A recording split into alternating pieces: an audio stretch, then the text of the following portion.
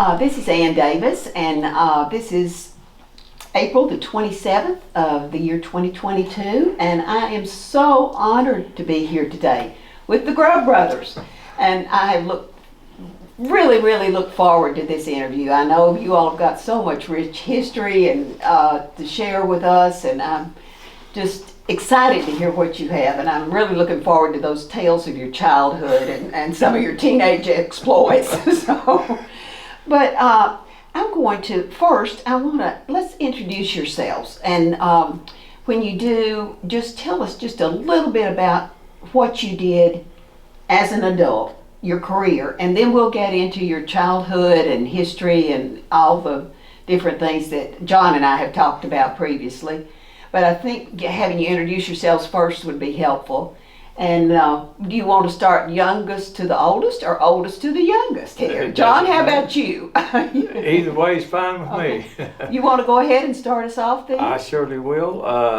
And you can just follow up with what I don't tell everybody. But anyway, I'm Johnny, and my middle name is Arvin. And I often say on a lighter note that they got that out of the Sears and Roebuck catalog. They used to sell Arvin radios, but anyway, my middle name is Arvin, and of course last name is Grubb, and I was born 10/7/1940. So grew up in Idlewild. That's a town next over toward Banks County and off Highway 30, so that's grew up on a farm out there, and I guess lived a number of different places. We want to get into that where we lived.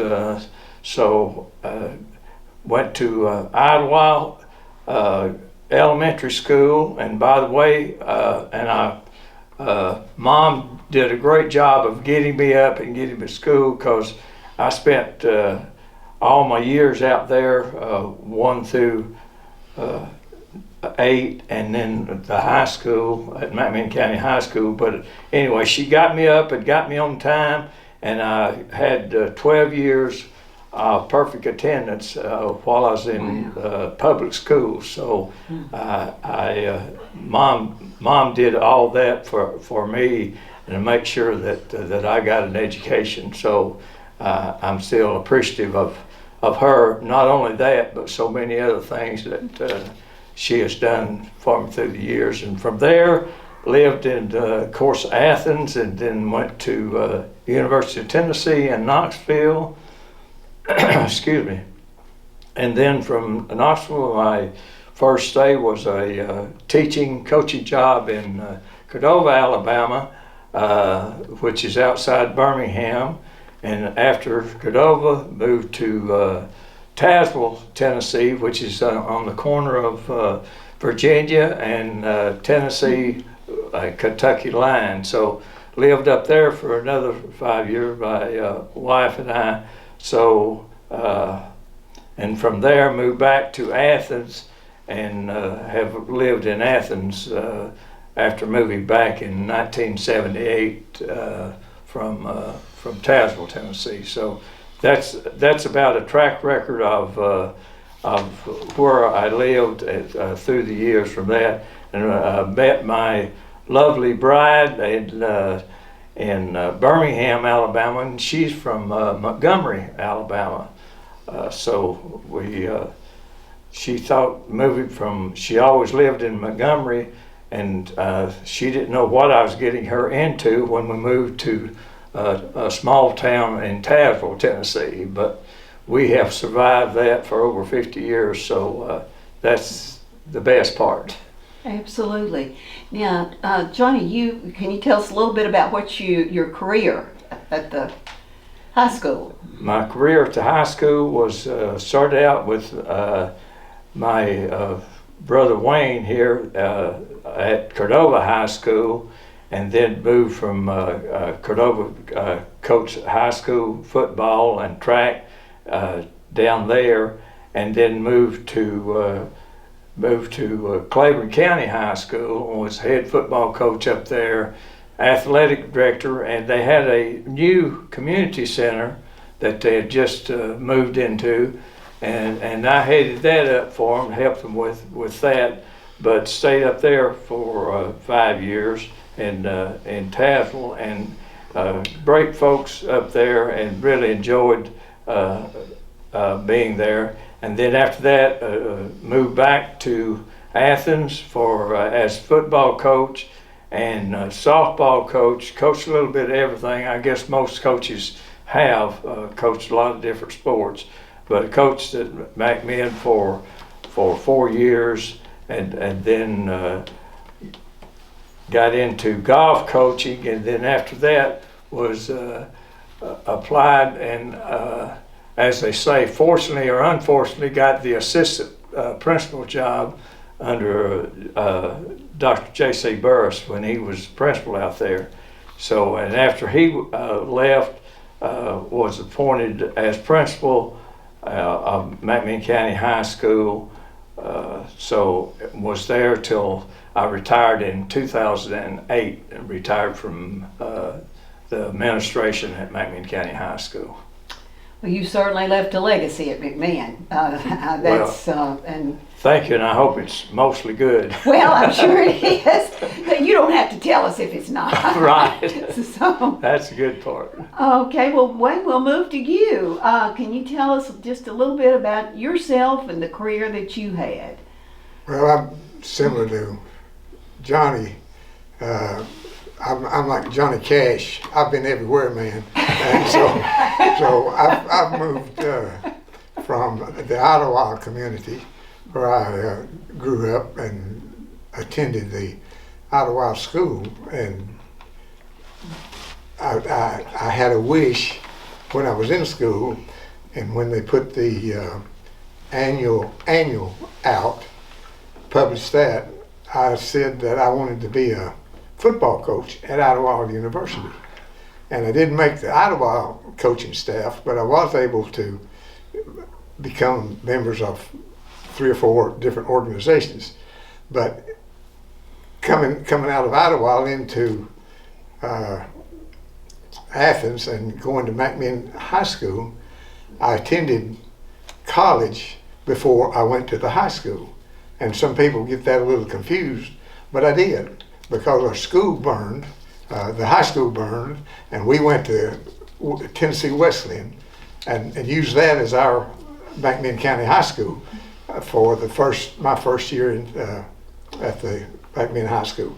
So from there, we went over to the real high school, and we had great years there with many friends and many opportunities, and lots of ideas flash as time goes by. And this organization that y'all created here is a wonder. It's a great thing that's taken place. To go back and visit the days and the friends and the different teachers that we were able to go through. It was great. But anyway, going from the high school and having an opportunity to be associated with some good people, and the older brothers helped in many ways to get me on the right track and stay on the right track with growing up. So we had our own sports program in Ottawa. We had enough neighbors and enough cousins and enough people. We had our football, we had our baseball, basketball, and the one thing we didn't have was tennis, because we couldn't get a flat enough surface, I guess, to have a tennis court. But anyway, we had all the sports, and I think that's what enabled us to be more productive in the later years playing organized sports. We had guys that were neighbors, and we all worked out together, ran together, trained together, fought together, and had opportunities after opportunities to grow and become a better person, personally and athletically. came on then to the high school and was able to play sports with great programs. Had some great teammates that made us competitive statewide, not just area wide, but we were statewide competitors in athletics because of the athletes we had in the county. Many opportunities. So from there, I had an opportunity to go to Tennessee, and the University of Tennessee, and participate in the sports program there. Many great athletes came through during my time at the university, and was fortunate enough to be able to meet other players from other schools and compete against some of the best players in the United States. And that was a great honor for me personally, and it was a great opportunity to do whatever I could do. So that turned into a coaching job in Alabama, coached in high school there, and coached in college later, coached professionally later. So I've been on all three levels, and I became affiliated with the World Football League. And before I left Samford University, where I was coaching, I asked the pro scout the question of what I should do if I wanted to be successful at coaching pro ball. I've coached high school, I've coached college. Now, what do I need to do to be successful coaching? He had known me 12 years. He had scouted our prospects and had signed a number of our players at Samford. And he said, if you change anything, you won't make it. So that was a great compliment coming from him. Absolutely. So anyway, ended up coaching in all three levels: high school, college, and professionally, and had winning teams in all three levels. So enjoyed the sports aspect of my growing up, and then actually came back to Tennessee after getting out of coaching, retiring from coaching, and started to work with my brothers in a family business and my nephews. So had a great time growing up. Bumps and bruises are used to be more successful, I guess. So it's a great area you have here. This is a wonderful heritage. Is it the Heritage Museum? And this is the first time I've been here, and it's great. Y'all have done a good job. So, well, you all as a family have helped create this history. You certainly have. You've just left such a legacy, especially in the sports arena. And I didn't know what a storied past you have with football. Wayne, that's wonderful, coaching even on the professional level. So, well, I'm going to pick on the next in line here. Dip, I'll have to apologize. I've always known you as Dip instead of Dennis, so but I need to correct that. So, but please give us a little bit about tell us a little bit about your life and your career. Okay, of course, I went to elementary school in Ottawa, and the only thing I didn't like about it, I didn't get to ride the bus. Because the bus, between us and the school, the property that we live on, or Daddy lived on, was just across the road. And of course, I remember Ottawa school, then it turned into two-year high school. But anyway, it was good time then, and then I moved on to McMinn, and I was a sophomore at McMinn when I met my wife, Joanne. And we were sitting, and I played football there, and I on the freshman team, and we were about 6 of us there, and I saw Joanne and come through the door in the auditorium, and we were sitting on the back of those seats, and I saw her, and I said, I'm gonna marry that girl someday, and the guys laughed at me, Snooter Fisher and a bunch of boys I ran around with. But here, 67 years we've been married, right? And she's been a sweet girl. She takes care of me. But anyway, we were married, started dating. We started dating when we were sophomores, and we dated off and on for 30 more years. And then when I left McMinn, I went to military school, and I remember her coming to see me up there. You know, it's all boys. But anyway, I remember that during life. But we had a few fights with my brother, and each one of them, every time we played ball, we'd usually wind up in a fight, you know. But I'm not going to tell you who won all the time. But it was a good life. We worked hard. Daddy had 20 acres, little farm there. We took care of. He worked at the Athens Stove Works, and I guess we enjoyed the swimming pool we had better than anything. It was Rogers Creek dammed up. So we would get to go swimming if we got to chopping out corn and plowing corn and those things.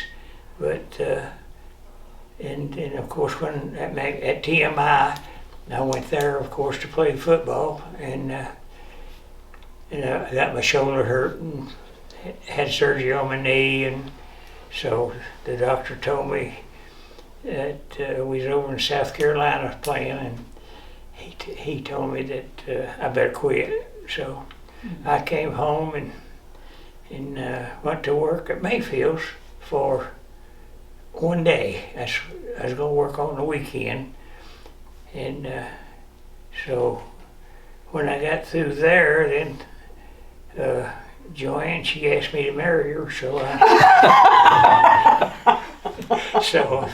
I remember her coming to see me. I had to stay in bed for 2 weeks and not get any weight on my leg. And Joanne, I told Joanne, I said, shut that door, Joanne. She's come to see me. And my mother, she came in, she knocked on that door and opened it up. She said, young lady, we don't do things like that here. So that stuck with me all the time, and Joanne, she kind of learned a lesson there. But you did not mess with the boys when Mother was around. She thought we were the top of the line. And, I can remember coming in after a date, and the floor, if y'all, the boys remember, it would creak. We had a big house, had 4 rooms. There wasn't 9 of us in it,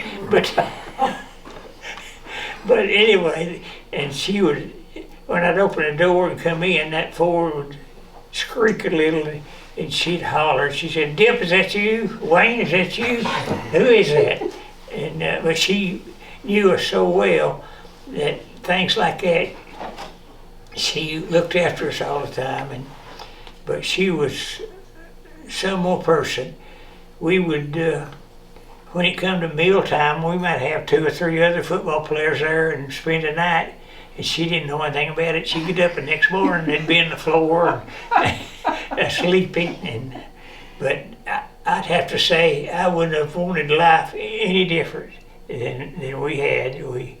And like I say, we had a few fights and had a few arguments. And for the Ottawa community there, when they moved the church to build a new one, they left it vacant.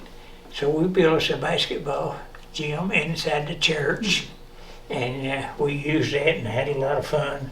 And we were the neighborhood get-together. Everybody in the community came to our house on Sunday after church. All the boys did, and we would play ball of some kind. But one of the most interesting things that we done that I guess we didn't even know we were doing it, we built a basketball court and lined it off, and we found 2 trees that was just the same size of a basketball court. We lined it off, we nailed our goal, got some backboards in the goals, and when we first built it, we could dunk it just about it. And then we got so we couldn't. So the boys, we got to arguing over what was wrong, was getting old or what, but we forgot that the trees were growing. And we couldn't shoot it like we used to. And of course Daddy was worked at Athens Stovework, and but anyway, Joy and I got married, and I worked at Mayfield. I got a job 1 day a week, and of course I was going to military school, and I'd come home and work 1 day a week, and so Mr. Mayfield and Curtis Perry was there. They hired me to come full time then, and so I worked part time during the summer. Then I'd leave and go to school and come back 1 year, and then they wanted to know if I wanted to go full time, because I was not real smart like Wayne, but I had an appointment with the coach in Georgia Tech, Coach Baker and I did, and the night before in a high school game I tore my knee up, and so all that was canceled out. But anyway, we had a good life. Then I was at Mayfield for a few days. You retired after how many years, Did? 42. 40. Now, tell me, I'm sure the nickname Dip came from dipping ice cream, is that right? No. Oh, okay. I've always assumed that because I knew you were It with happened Mayfield. a long time so before long. that. Okay. And my mother, I begged her to tell me how I got that name, and she never did know exactly, but I grew up with it from when I was 1 or 2 years old, Uh-huh. and they called me Dip. There wasn't many people that even knew my name at Mayfield. Right. Yeah. And I know Mr. Tom Mayfield, he would call me Dip until we was in a meeting or something, and he'd call me Dennis Oh. during that meeting, Yeah. because I guess he didn't like Dip. Introduced me to people that called me Dip. But I enjoyed every day at Mayfield. We had a good time. I was in charge of shipping. From the time the product came into the hardening room or the milk room, I took it from there till it got to where it was going in Atlanta or Chattanooga, Knoxville, and Crossville, and Bristol, to the branches that we had. And I had Mr. Mayfield was the best guy I've ever thought about working for. He was a good guy, and he wanted everyone treated right, and I just enjoyed going to work. I never did hate to go to work. He told me when he hired me and promoted me, he said, "You're your own boss until I come see you. When I come see you, you done something wrong." He never did come see me. Ah. I was all the time I was there. And he said, "Mr. Grubb, you have the best department out here." Oh. So that was coming from him. That was well spoken. But then Joy and I, we got married and lived in Athens. Our first rent was $35 Oh. a month, and I thought, well, it's going to be high. And then we went to Cedar Springs Road. They lived across from the pool, the swimming pool, and lived there till we we moved to Rockwood for 1 year. And I just couldn't miss. I missed Athens so bad. We just didn't like it at all. Then I retired from Mayfield. They gave me early retirement. Yeah.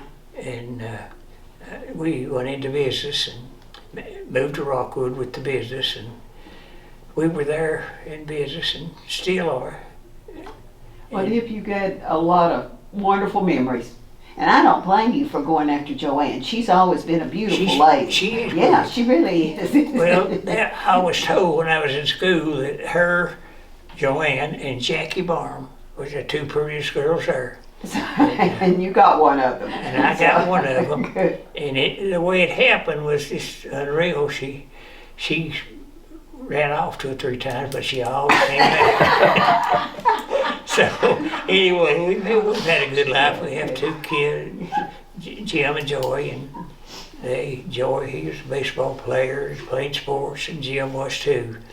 But we've got a hemp business going out in the country now, and so I always like to get into something to try to make. Oh, that's good. So. Well, I want to ask you something. You and Wayne and I were talking about this before we started the interview, and we're in the sporting area. We have a letter M that's green and white, and I was asking you all if you knew how that happened. McMinn, for 1 year, changed their colors to green and white. And can you explain to me how that happened?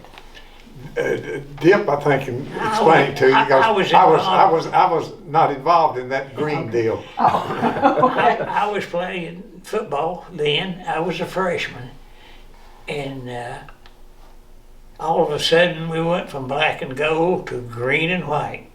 And so I said, "Coach, what happened? It doesn't look right when we go on the field." And he said, "Well, this guy came by and selling jerseys that another school didn't take, and they happened to be green and white. So he said there was a bargain in the jersey, so I just bought them." But the school, nobody liked it, and it didn't last but 1 year when he changed those colors. That was Coach Baker, if you remember him, anybody. I do. Bunis Baker. Yeah, Bunis Baker. I wanted to get you to tell that because we tried for years to get some history on why that letter was green and white, and how long. So I'm glad you. But we wore those us. things that year, and then the next year we just used them for undershirt to go under or black and gold. So he kept them around. Yeah. But no one liked it. Uh-huh. I mean, he just didn't. I didn't feel right wearing it. Right. Because black and gold had been in. It's always been that way. So it needed to stay that way. Yes, I'm going surprised he didn't get fired, Coach Baker, for doing that. But he was coaching with Coach Adams and Leroy Anderson. Yeah.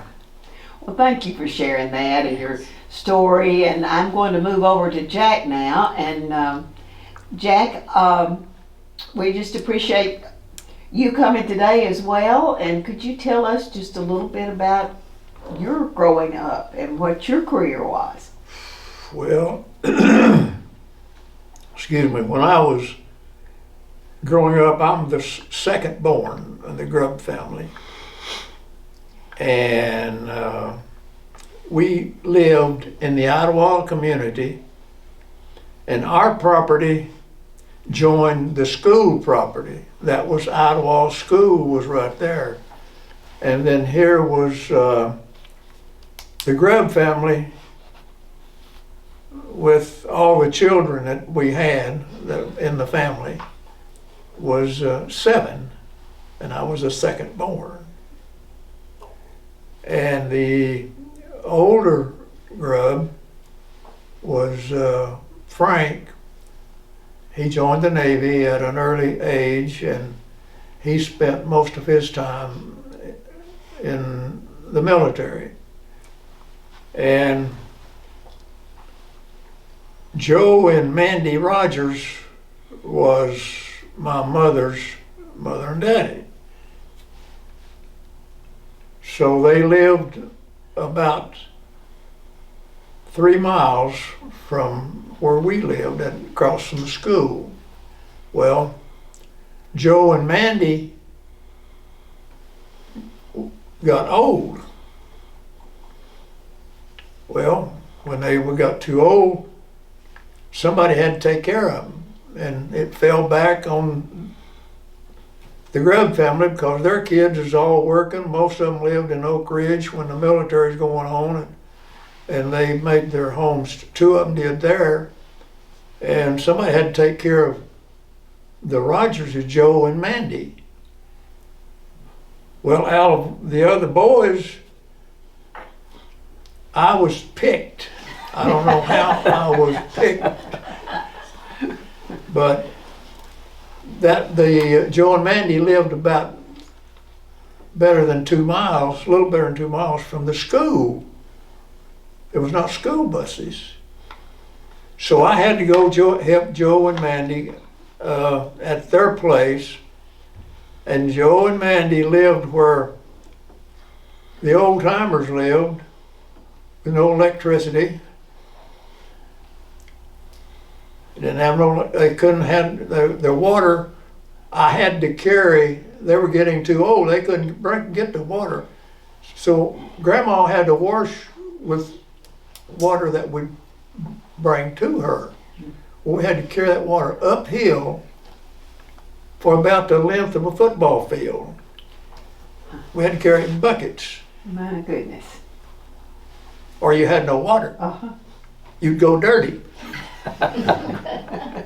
So I spent a lot of my time helping them, and in the meantime, Joe, the older, he couldn't milk.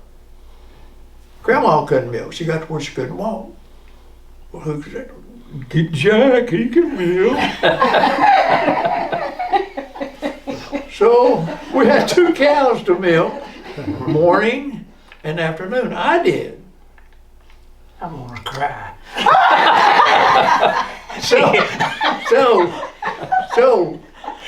What Joe on what he do? We originally had 2 cows. There were just 2 of them. He would go into town on Saturday and he'd deliver milk. Kept it cool in the spring, keep it cold, and butter. They churned. Huh. Well, they had milk and butter. So Joe would load up on Saturday and go to town. He had little marketplaces that he sold milk in. Yeah. Buttram's store had a little store in town. That was where he'd go. So anyhow, my job was to help them out, and then when I got my chores done, I would walk to school.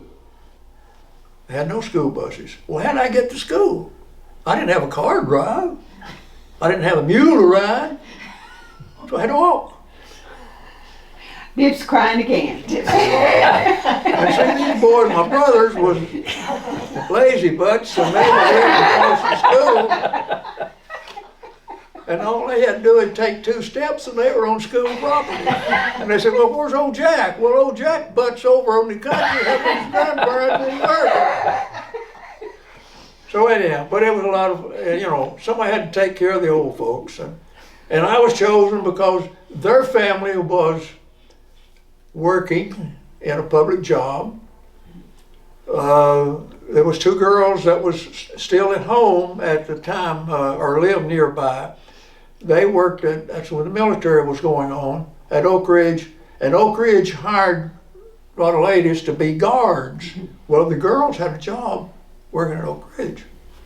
Well, see, I said, "Well, who's going to take care of Grandpa and Grandma?" Well, there's Jack at home over there lollygagging and round Idlewild, so we'll get him.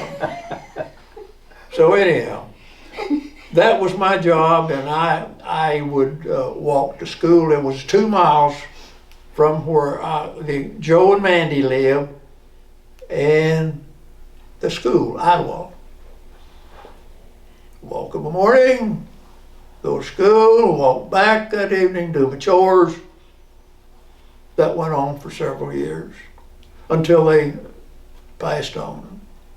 And there we were, the other boys was all busy in their activities, and there I was doing what I had to do.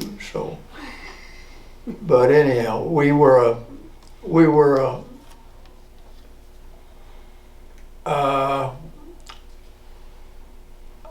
that was in the 40s, and I remember Grandpa Rogers hollering at me, get me out of bed one morning, and he said, Pearl Harbor has been bombed.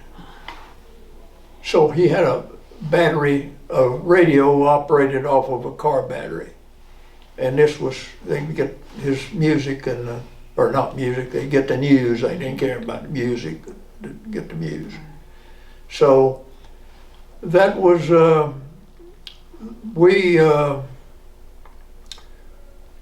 see, all the Joe and Mandy's children had left home, and they had public jobs, and some lived, well, most of them lived in the city, but we were 8 miles from Idlewild into the city.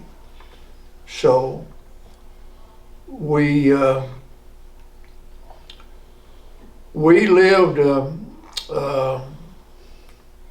we had food to eat, and we were a pretty happy family, and we got to visit. And our mom was a very, well, all the family. Dad was he was a part preacher. He preached hellfire and brimstone.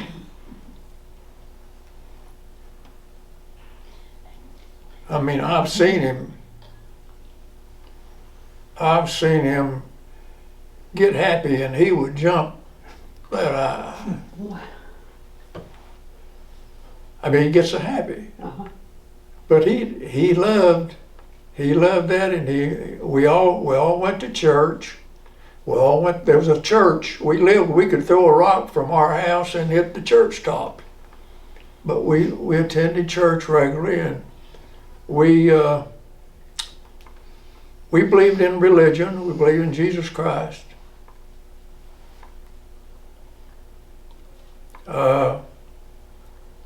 And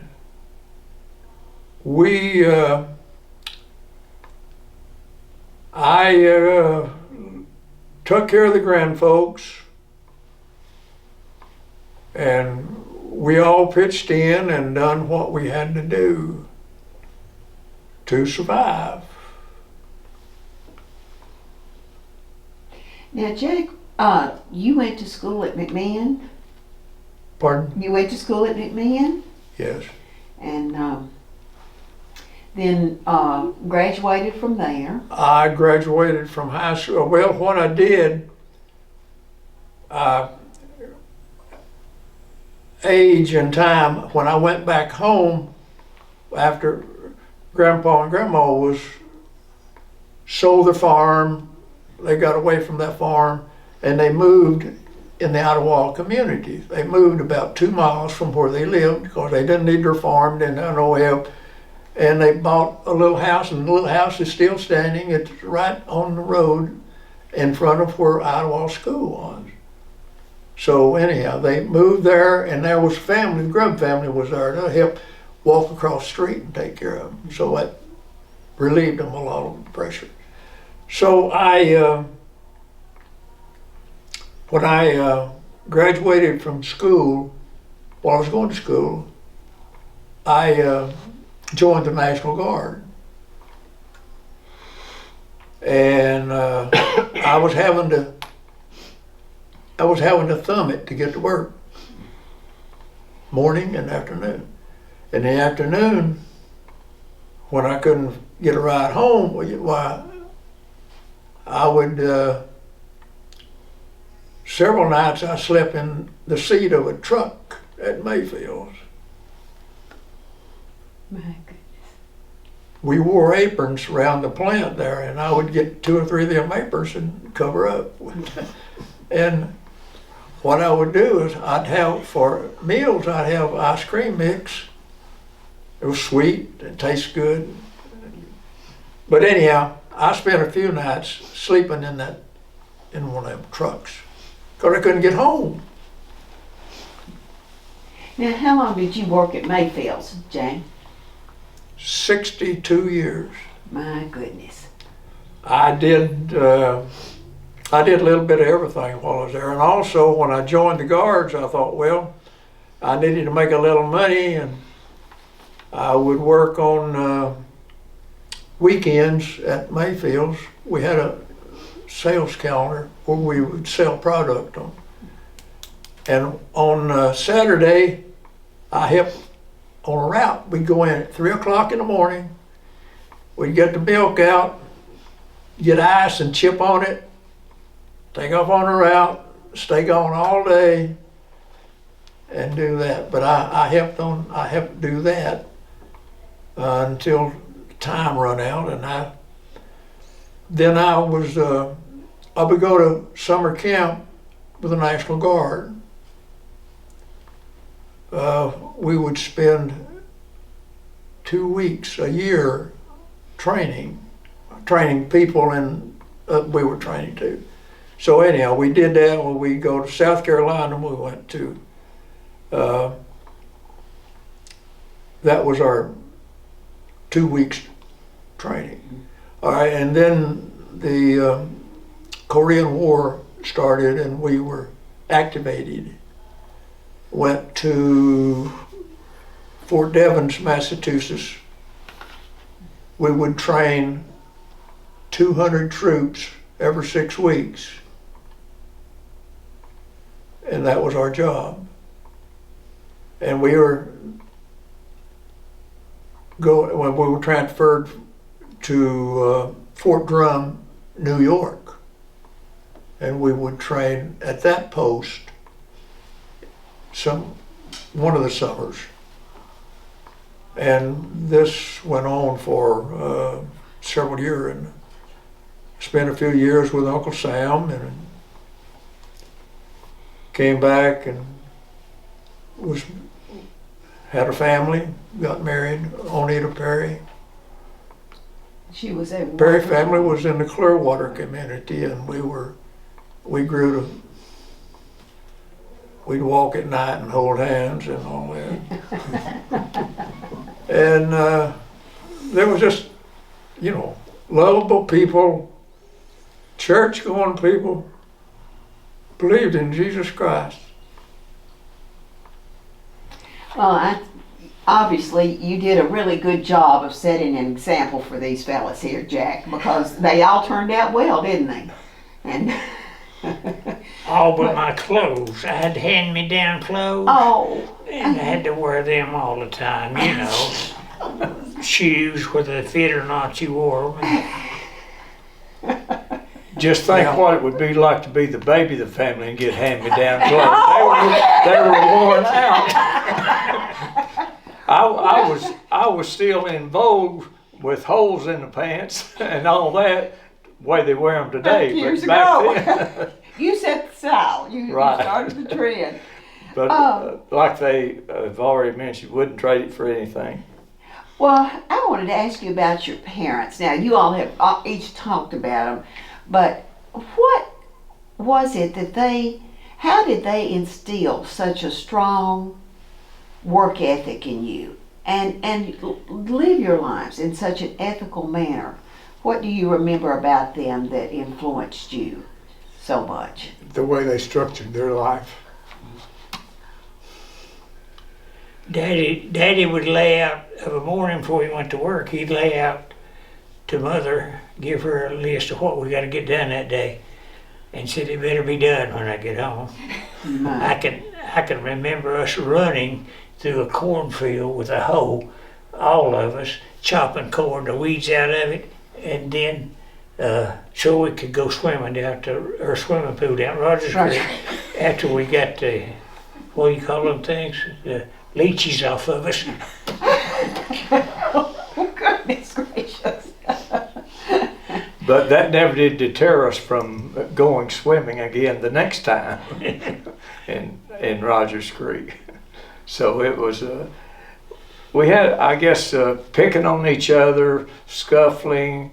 It was fun. We made work fun, but gosh, and Mom and Dad both instilled. Dad was a preacher. And Mom was Sunday school teacher practically all their lives. And we took one incident I remember in growing up. We took the Sunday Chattanooga Times, and of course, like any kid, I guess most kids still like comic strips. But Mom would find a hiding place to hide those comic strips, so that we would not be late to church and make sure that we got to church. So, and she had more hiding places that I still don't know where they are. But they, being Mom and Dad, instilled in us to go to church and to worship God and do things that are right. And treat people as you would want to be treated. You know, this on the TV, you see these ducks going into the motel. What's the name of the motel? Oh, Peabody in Memphis? Is that what you're talking about? Yeah. So the mother duck was and all the little ones behind her. That's why we went to church. Following mother. Oh. And we never asked what we were going to do on Sunday. We knew what we was going to do. We was going to church. And there were 7 of you, of the brothers. yeah. And as you mentioned to me earlier, Kenneth is he's in Ooltewah, is that correct? In Lenore City. Lenore City, okay, Yeah. I'm sorry. In Lenore City, and wasn't able to join us today. And then you had 2 other brothers, Frank and Clyde. Right. Clyde ran a jewelry store there around the square. Wilson's. Yeah. And of course Frank, he was on the rooftop doing in California. He was doing roofs for the movie stars, big time. And So what's some of your best memories of your childhood? one of mine is Jack left to go to the National Guard. He was called up. He had a new Chevrolet convertible. It was beautiful. And so when he left, he put it in the garage and he jacked it up so cars wouldn't ride on it and all that. So as soon as we heard that train leave out of Athens, we unjacked it. And we tried to figure out a way to see how many miles was on it so that he would get mad because it had miles on it and it jacked up. But anyway, he was very nice to let us have a Chevrolet convertible. It was the cleanest convertible In Athens. in Athens. Well, probably in the state of Tennessee, because all of us wanted to drive the thing, and Jack, when he come home, he would let us sit in the driver's seat. But anyway, we would get his car out and drive it to the backyard so we could wash it. And that was our excuse for driving the car. That car got washed 2 and 3 times a day. I used to miss a school bus that picked us up in front of the house. I'd oversleep so I could drive Jack's car to school. Oh my. He See, didn't, there I was out working my butt off for my country, and here thought, well, man, when I get home on my car, so my car had already been ramshacked. My brothers left for their freedom. the But kids, anyhow, Well, you were doing two good deeds. Yeah. You were serving your country and Oh, yeah, providing yeah. transportation for your brothers. I thoroughly enjoyed it. The kids thought we were rich when that Chevrolet convertible drive up all shiny at school. Oh, I bet. But I worked my butt off at Mayfield trying to earn enough money to buy the dadgum car.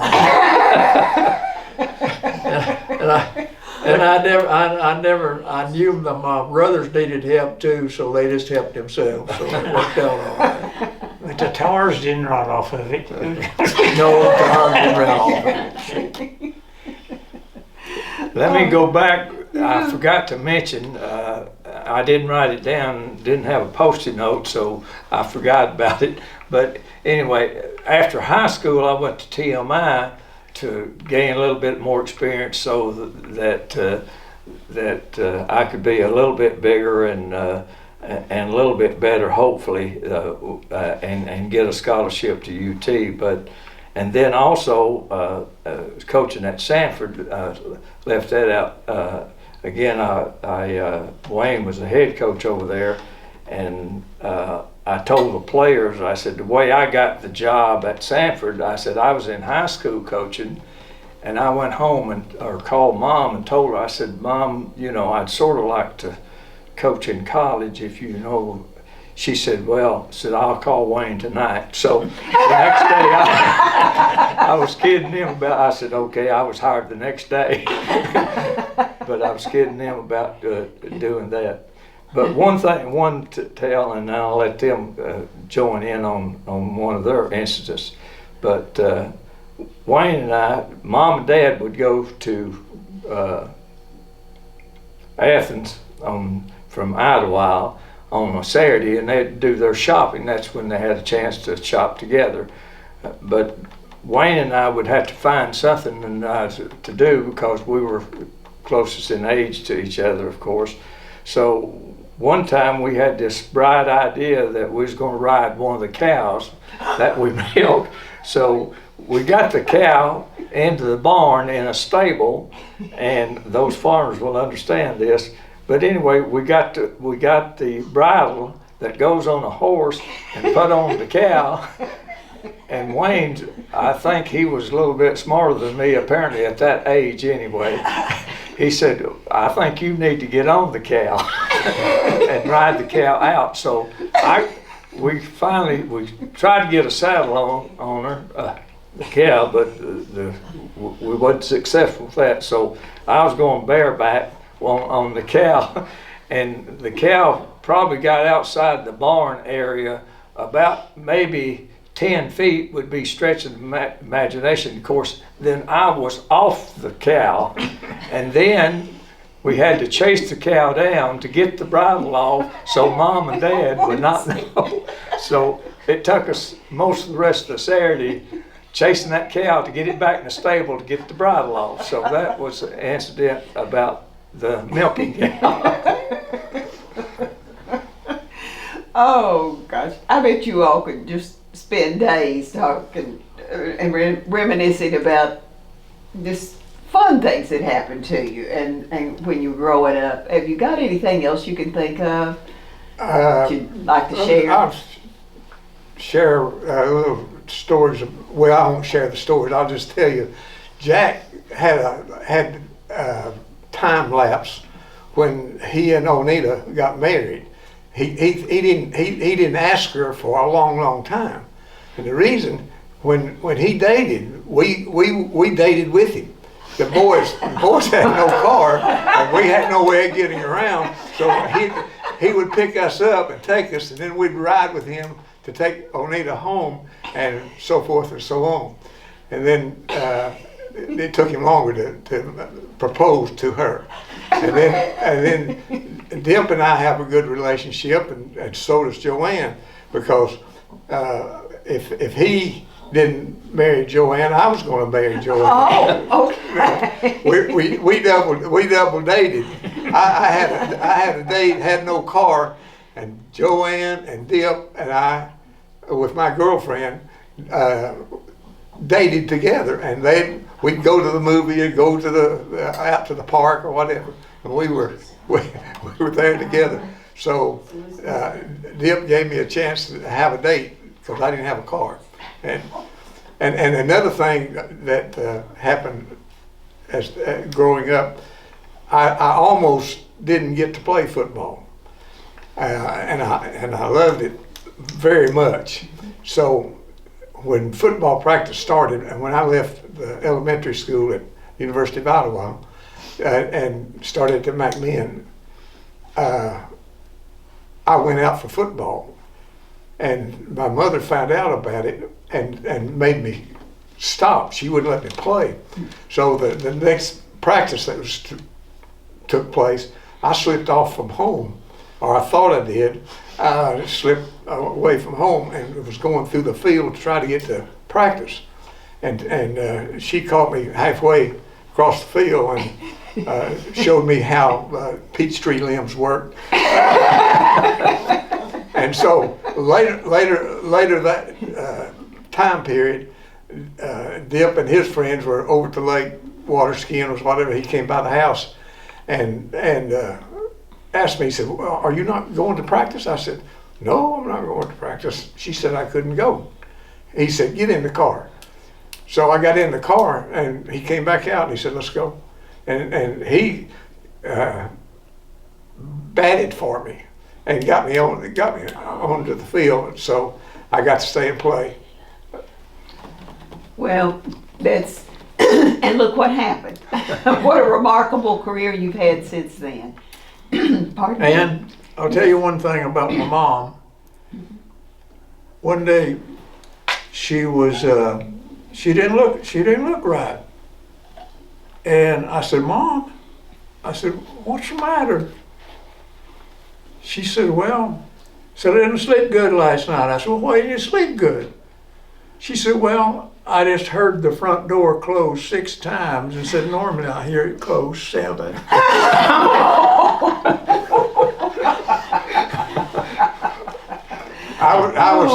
Johnny and I was the only one living in the house at one time after these guys got out and got married. So when I would come in, we had a certain time we had to be at the house.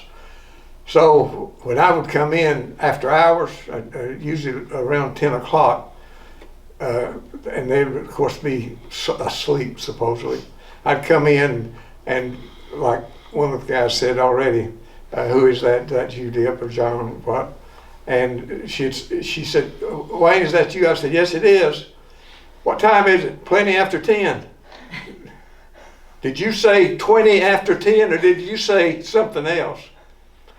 She heard everything that was said. I did get by with it a couple of times, but I tell her plenty instead of 20.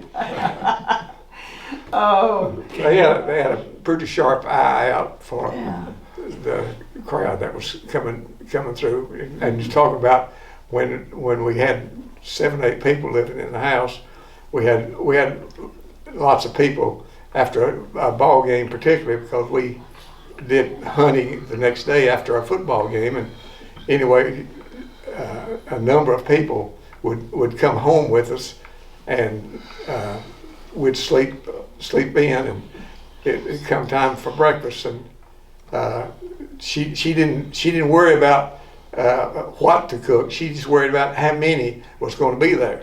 And she'd go through the rooms and count the heads that were sticking in those beds. and that's how she cooked breakfast for all the guys that we brought into the house. Wow.